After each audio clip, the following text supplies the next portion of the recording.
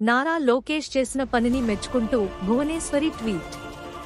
ఆంధ్రప్రదేశ్ లో 45,000కు పైగా పాఠశాలల్లో పేరెంట్ టీచర్ మీటింగ్స్ సమావేశాలు నిర్వహించారు. బాపట్ల మున్సిపల్ హైస్కూల్లో జరిగిన కార్యక్రమంలో సీఎం నారా చంద్రబాబు నాయుడు, నారా లోకేష్ పాల్గొని విద్యార్థులతో కలిసి నేలపై కూర్చుని భోంచేశారు.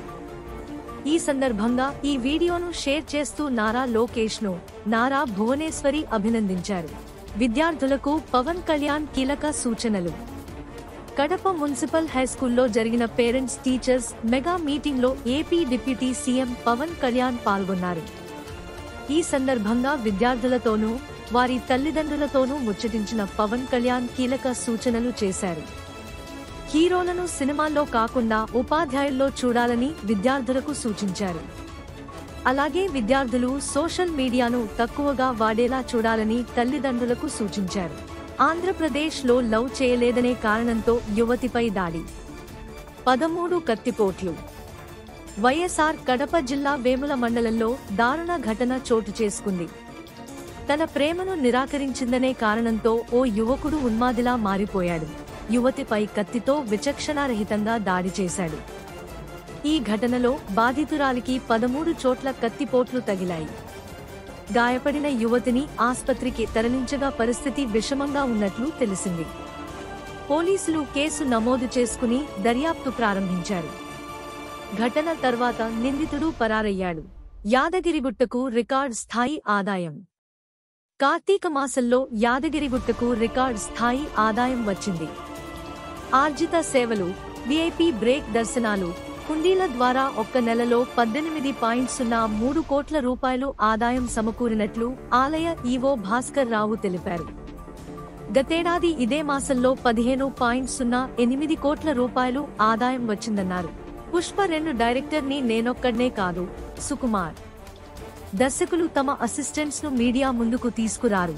సుకుమార్ మాత్రం ఈ సినిమాకు తాను ఒక్కడినే దర్శకుడిని కాదు, వీళ్ళు అంతా అంటూ తన అసిస్టెంట్ ను ఒక్కొక్కరిని పరిచయం చేశారు. స్టేజ్ పైకి తన శిష్యులందరినీ పిలిచి ఒక్కొక్కరి గురించి చెబుతూ ఆయన మాట్లాడిన మాటలు మరే దర్శకుడు మాట్లాడలేరు. పుష్ప 2లో కీలకమైన సన్నివేశాలను సినిమాలో సగం తన అసిస్టెంట్ శ్రీమాన్ డైరెక్ట్ చేశాడని ఓపెన్ గా ఒప్పుకున్నారు. సినీ నిర్మాత దిల్ రాజుకు తెలంగాణ ప్రభుత్వం bumper offer. Tollywood top producer Dil కు తెలంగాణ ప్రభుత్వం కీలక పదవి ఇచ్చింది. ఆయన్ను Telangana film development corporation chairman గా నియమించింది. ఈ పదవిలో ఆయన 2 ఏళ్ల పాటు కొనసాగనుండగా ఈ మేరకు సీఎస్ శాంతి కుమారి అధికారిక ఉత్తర్వులు జారీ చేశారు. ఇంటి నుంచే 150 రకాల పౌర సేవలు.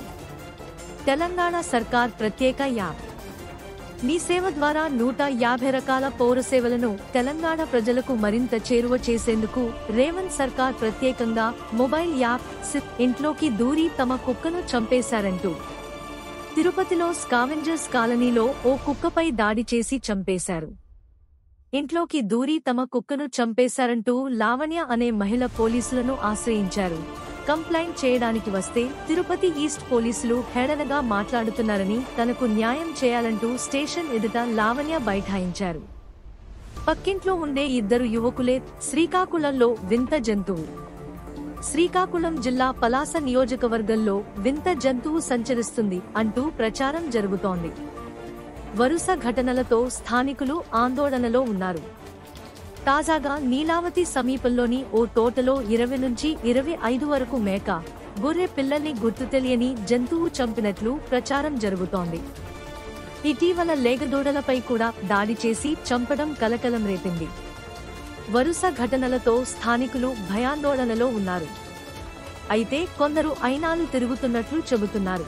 గన్నవరం ఎయిర్పోర్టులో విద్యార్థి బ్యాగులో బుల్లెట్లు. కృష్ణా జిల్లా గన్నవరం ఎయిర్పోర్టులో బుల్లెట్లు తీవ్ర సంచలనం సృష్టించాయి.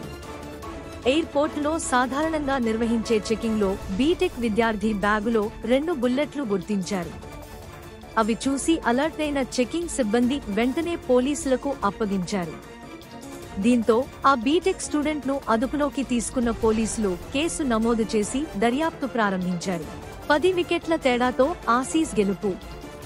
సిరీస్ 1-1తో ఆస్ట్రేలియా పర్యటనలో భారత జట్టుకు తొలి ఓటమి ఎదురైంది. పెర్త్ టెస్టులో ఘన విజయం సాధించిన టీమిండియా ఆడిలైడ్ టెస్టులో మాత్రం తేలిపోయింది. ఆతిథ్య జట్టు చేతిలో 10 వికెట్లు తేడాతో ఓడిపోయింది. ఈ మ్యాచ్ రెండో ఇన్నింగ్స్లో భారత్ 175 పరుగులకు ఆలౌట్ అయింది.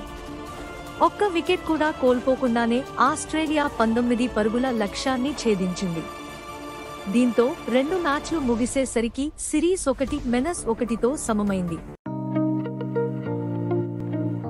For more videos, subscribe to A to Z content.